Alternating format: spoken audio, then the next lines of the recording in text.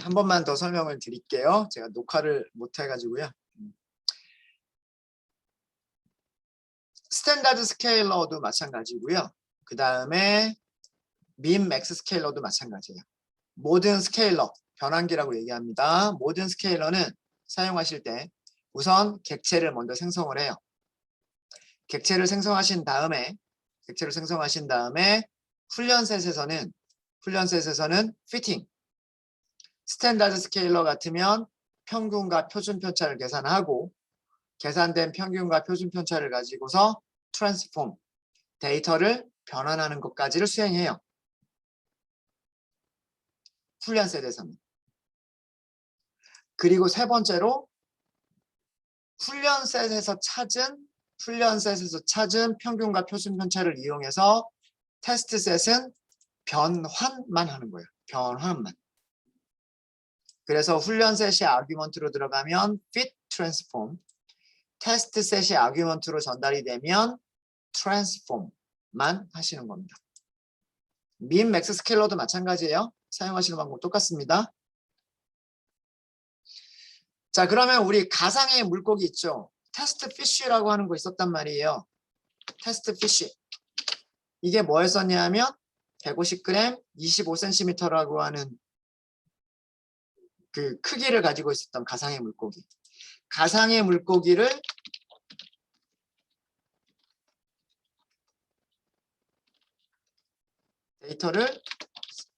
데이터 스케일링을 하도록 할게요. 변환이 됐겠죠? 그럼 스케일드라고 할게요. 어떻게 변환하시면 돼요? 스탠다드 스케일러 점 피팅 아니고요. fit transform도 아니고요. 뭐만 하시면 돼요? transform만 하시면 된단 말이에요. 여기에 뭘 넣어라? 테스트 피쉬를 넣어라. 예. 되셨나요? 자, 그리고 테스트 피쉬 스케일드를 출력해 보시면 아까 150 그리고 25라고 하는 게 마이너스 0.85와 마이너스 0.14로 바뀌었죠. 이해되시죠? 바뀌었단 말이에요. 자, 그러면 이제 무엇을 해보냐면 스케일된 훈련셋.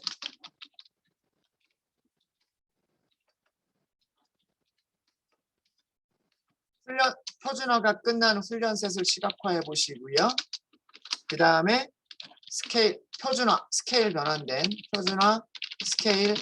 변환된 가상의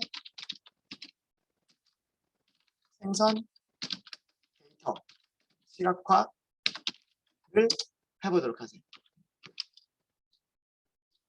그냥 빨리 할게요. 제가 plt 점 스캐터 이렇게 하시면 되겠죠. x에다 무엇을 넣어주시면 되냐면 x train 변환된 거를 사용하셔야 돼요. 로우는 전체 다 컬럼은 1번이 랭스였잖아요. 랭스. 마찬가지로 x train scale드에서 전체 로우 컬럼은 0번. 이게 뭐였었냐면 weight죠. weight. 그죠? 자, 레이블 넣어주겠습니다. 이 레이블은 뭐냐면 훈련셋이죠. train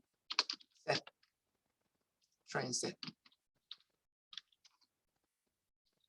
알파 값 넣을게요. 조금 약간 좀 투명해지게끔 0.5 정도로만 줄게요. 자, 그 다음에 가상의 생성 데이터 하나밖에 없어요. 그죠? plt.scatter. 여기서도 무엇을 해주시면 되냐면 x 스케일 테스트 피쉬 스케일드 테스트 피쉬 스케일드를 써주시면 된단 말이에요. 그리고 1번 여기서 똑같아요.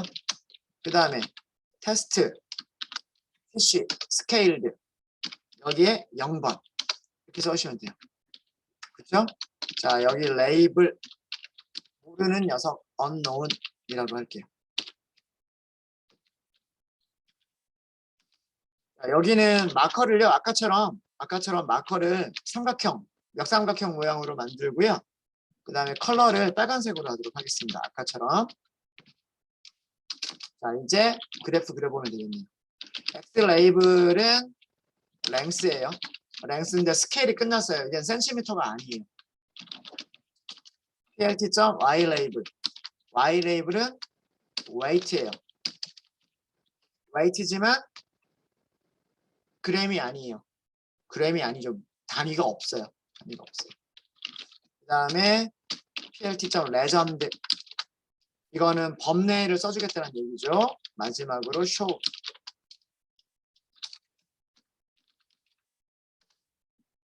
네.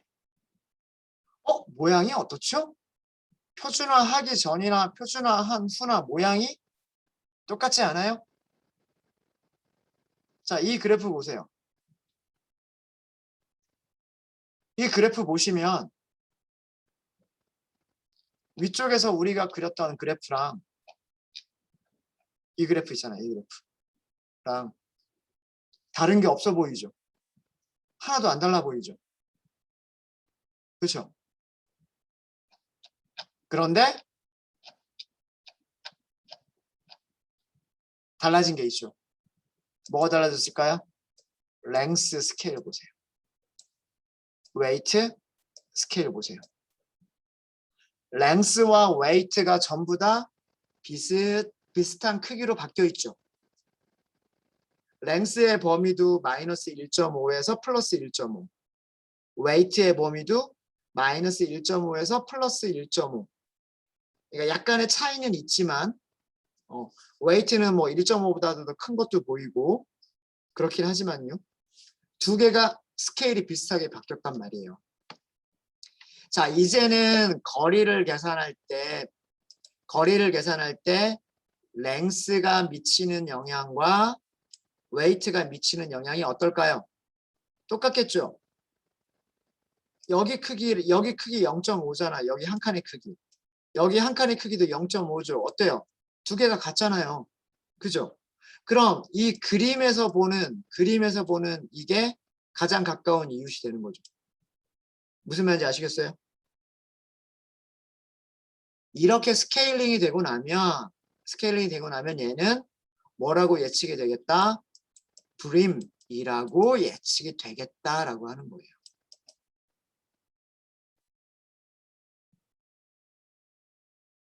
왜? 얘네들이 제일 가까운 이웃이니까. 여기 있는 것보다 이쪽에 있는 것들이 더 가까운 이웃이란 말이에요. 무슨 얘기인지 아시겠죠? 이제 우리는 모든 특성들을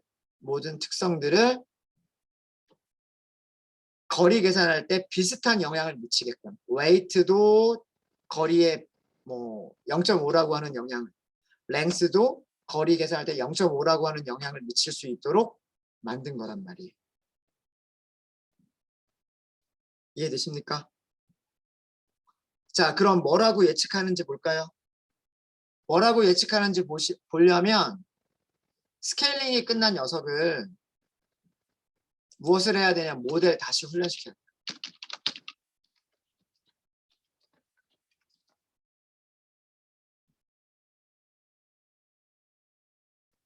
스케일링이 된 훈련 셋을 가지고서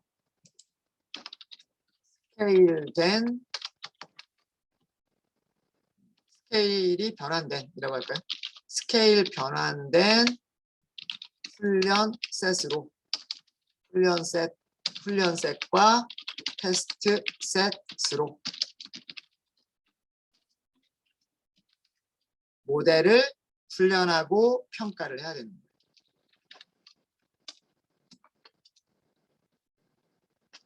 무슨 말인지 아시겠습니까?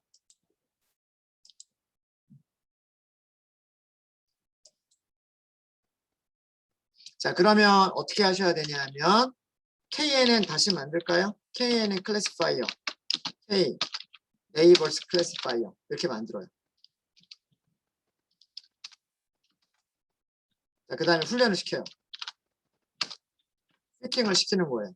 자, 이때 X에 무엇을 주는 건가요? X에는 훈련 세트를 그냥 주시는 게 아니라 무엇을 주는 거다? 스케일이 변한 훈련 셋을 주는 거예요. y는요. y는 y train 주는 거예요. 레이블들이 스케일이 변화되는 건 없잖아요. 도미, 빙어 이게 스케일 변환되는 건 없으니까 이거는 그냥 그대로. 자, 이렇게 하면 모델 훈련이 끝난 거예요. 모델 훈련이 끝났으면 훈련셋 정확도 먼저 볼까요? 훈련셋 정확도 보기 전에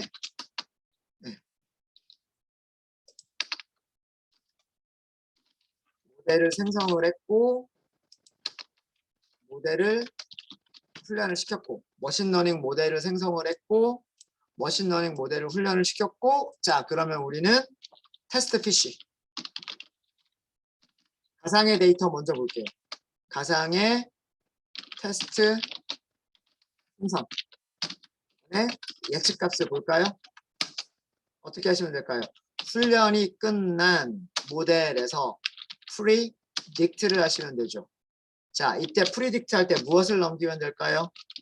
테스트 피쉬를 주셔야 돼요. 그게 아니라 훈련이 스케일된 데이터에 대해서 훈련을 했기 때문에 예측할 때에도 스케일이 변한 데이터를 가지고서 예측을 해야 되는 거예요. 무슨 말인지 이해되시죠? 훈련할 때 표준화가 끝난 데이터를 가지고 훈련을 시켰기 때문에 예측할 때에도 데이터들을 표준화를 시켜놓고 예측을 해야 되는 거란 말이에요. 이해되십니까? 자, 보시면 이번에는 뭐라고 했어요? 불임, 도미라고 예측을 했단 말이에요. 자, 이게 우리가 눈에 보는 것 그대로예요. 제일 가까운 녀석, 두 번째 가까운 녀석, 세 번째 가까운 녀석, 네 번째, 다섯 번째 뭐 이렇게 되는 거예요. 여기서도 5개의 가장 가까운 이웃들을 찾아가지고요. 가장 가까운 이웃들을 찾아서 해보시면 그리고 여기다 그려보실 수 있으실 거예요. 그려보시면 아마도 그 가장 가까운 5개의 이웃들은 이쪽에는 없을 거예요. 이쪽에만 5개가 보일 겁니다. 혹시 모르겠어요. 혹시 여기까지의 거리가 다른 거리보다 더 가까운지는 모르겠어요. 근데 눈으로 보기엔 여기가 좀 더 길어 보여요. 그죠?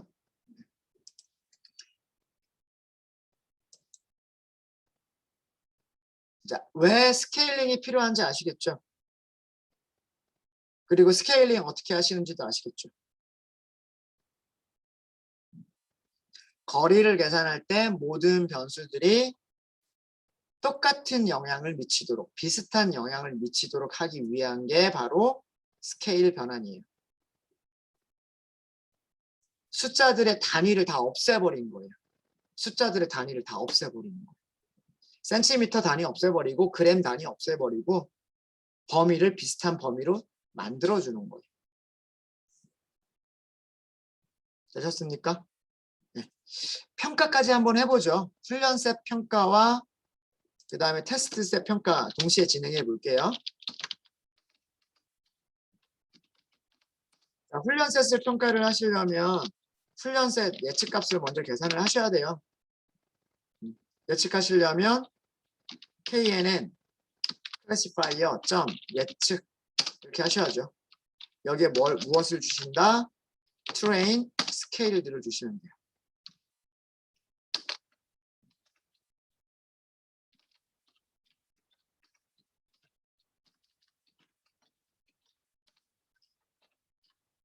자, 이 예측값이 있으니까 우리는 이거를 점수를 계산할 수가 있죠. accuracy score를 계산할 수가 있어요. 실제 값은요? 실제 값은 y train y predict 예측 값은요? train predict 훈련셋에서 전부 100% 맞췄어요. 스케일을 바꿨는데 더 안 좋게 나온다? 그럴 일은 거의 없어요. 스케일을 바꾸게 되면 더 좋게 나오는 게 일반적입니다. 우리 스케일 바꾸기 전에도 100% 맞췄었잖아요. 그죠? 네. 테스트셋 평가해 볼까요? 자, 테스트 예측값을 먼저 찾아야 돼요. kn은 classifier점 predict. 자, 여기서는 무엇을 주면 될까요? 테스트 셋일까요? 테스트 스케일드일까요? 테스트 스케일드를 주시는 거예요.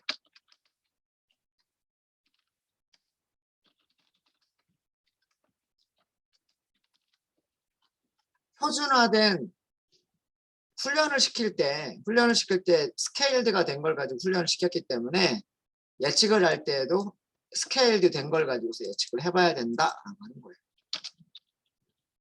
예측값만 찾으면 우리는 accuracy 스코어를 계산할 수가 있죠. 무엇을 남겨주시면 될까요? y 테스트랑 그 다음에 테스트 predict를 남겨주시면 돼요. 여기도 1.0. 컴퓨전 매트릭스 안 그려봐도 되겠죠? 그렇죠? 네. 네, 혹시 질문 있으십니까?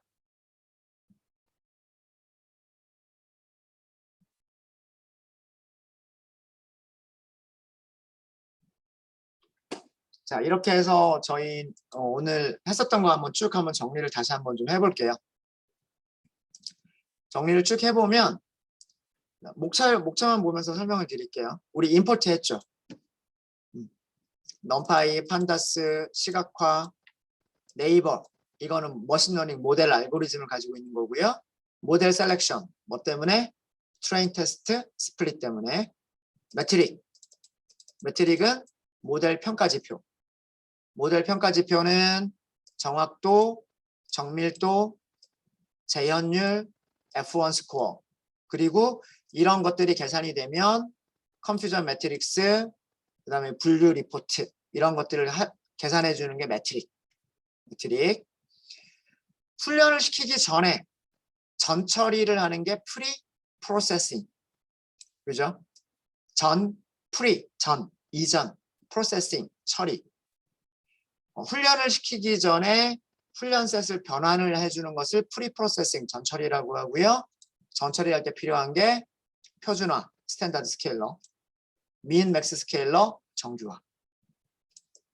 이해되시죠? 네.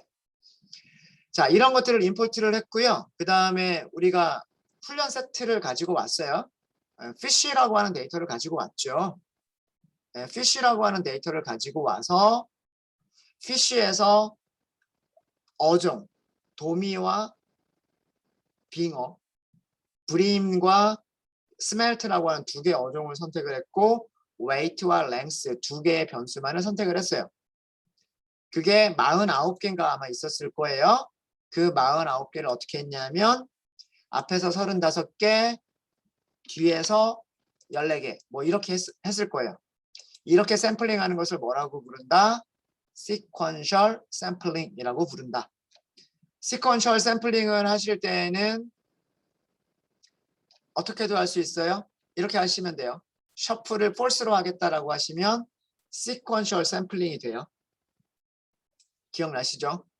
네. 근데 sequential sampling인 경우에는 훈련셋 자체가 섞여 있지 않고 정렬이 되어 있는 경우. 지금은 정렬되어 있죠. 앞에서 브림만 나오고 밑에서 스멜트만 나오잖아요. 그죠? 정렬되어 있는 거는 어떤 부작용이 생긴다? 샘플링 바이어스, 샘플링 편향이라고 하는 게 생긴다라고 말씀을 드렸죠. 그래서 평가를 해보시면 되게 안 좋은 점수가 나올 수밖에 없어요. 그래서 그걸 해결하기 위한 방법 중에 하나가 뭐다? 랜덤 샘플링. 랜덤 샘플링은 뭐예요? 데이터를 막 섞어요. 셔플, 섞어요. 섞은 다음에 앞에서 몇 개, 뒤에서 몇 개 이렇게 선택하면 되는 거예요. 그죠? 그래서 셔플이라고 하는 메서드도 알려드렸었고요. 우리는 셔플을 직접 쓰실 필요 없어요. 뭐만 하면 된다? 트레인 테스트 스플릿. 그리고 셔플을 뭐라고? 추루라고 하면 되는 거예요. 원래 트레인 테스트 스플릿이 기본적으로 랜덤하게 셔플링 한 다음에 트레인과 테스트를 나누게끔 구현이 되어 있습니다. 추루가 디폴트 값이에요. 추루가 디폴트 값이에요. 이렇게 하면 샘플링 바이어스를 어느 정도 해결할 수가 있어요. 근데 이렇게 하더라도 샘플링 바이어스가 다 해결이 안 되는 경우들이 있을 수 있어요.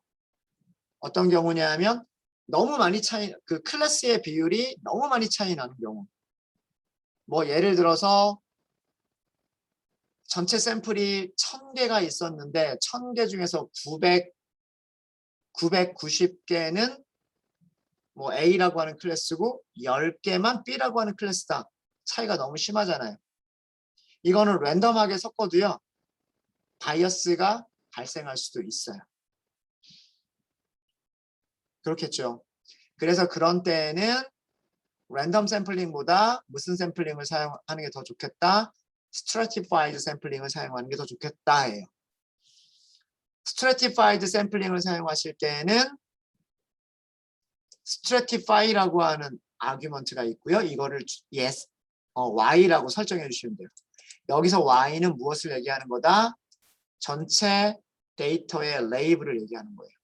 전체 데이터의 그 클래스 비율, 전체 데이터 레이블들이 가지고 있는 그 클래스의 비율과 유사하도록 트레인과 테스트를 나누겠다. 이게 스트래티파이예요. 그렇게 해주면 샘플링 바이어스를 다 넘길 수가 있습니다.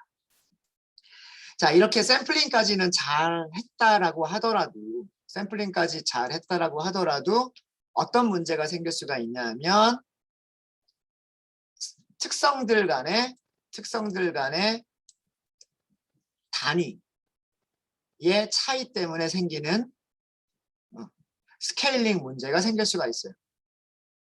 그래서 이런 스케일링 문제가 생기는 것을 해결하기 위해서 무엇을 한다?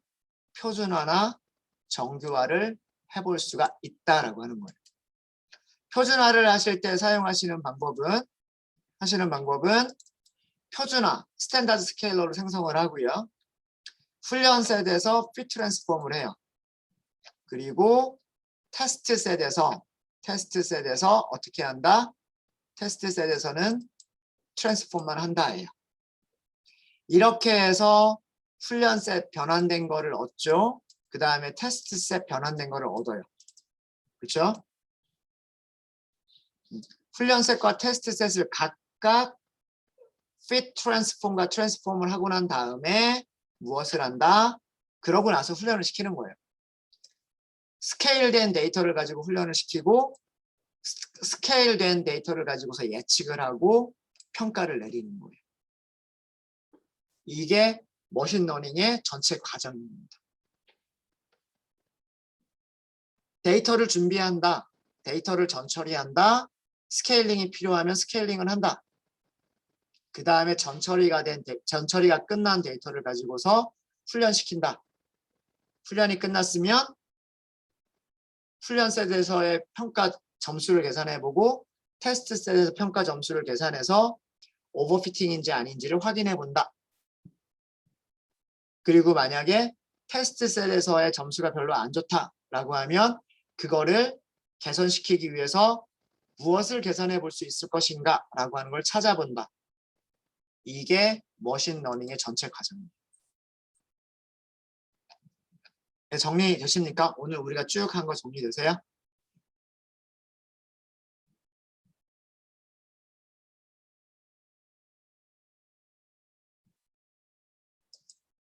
네. 쉬는 시간이 됐는데요. 여러분들 이거 한번 해보세요. 무엇을 해보시냐면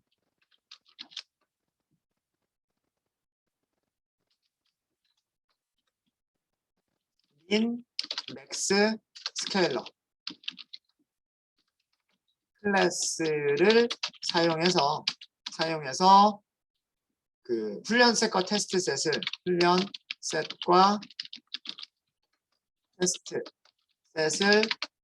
스케일링 하고요. 네. 이렇게 할까요?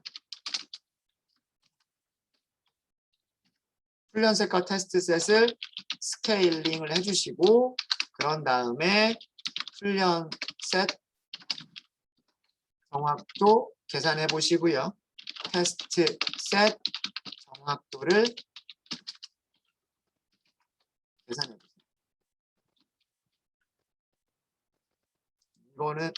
이거는 여러분들께 맡기겠습니다. 네, 사용하시는 방법은 똑같기 때문에 이거는 여러분들이 한번 직접 한번 해보세요. 직접 한번 해보시고 그 다음에 1시간 만에 될지 안 될지는 모르겠지만 제가 어제 아이리스 사이클런에 있는 아이리스 데이터가 있다고 말씀을 드렸죠. 이거 어떻게 사용하는지 알아내셨어요, 어제? 네. 그러면 아이리스 데이터를 가지고서 이게 되신 분들은요. 아이리스 데이터를 사이클런에 아이리스 데이터 셋을 이용하셔 가지고 이 과정을 전체적으로 처음부터 끝까지 한번 해보세요. 훈련셋, 테스트셋 분리하고 스트래티파이드를 써보시는 게 좋을 거예요. 네. 그런 다음에 스케일링하고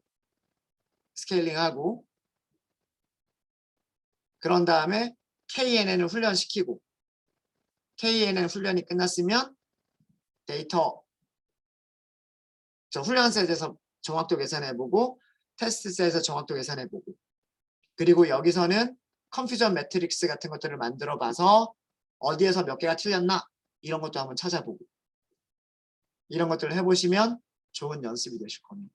그러면 어제 오늘 저희가 이틀 동안 한 거에 대해서 쭉 정리가 다 되실 거예요. 아이리스를 하시게 됩니다. 네. 쉬는 시간들 가지시고요. 나머지 1시간 동안은 이거를 하실 수 있는 시간을 드릴게요. 오늘 끝날 때까지. 여기 있는 것들은 여러분들 직접 한번 해보셔야 됩니다. 꼭 해보셔야 돼요. 네. 이렇게 하면 교재 챕터 2장이 끝났습니다.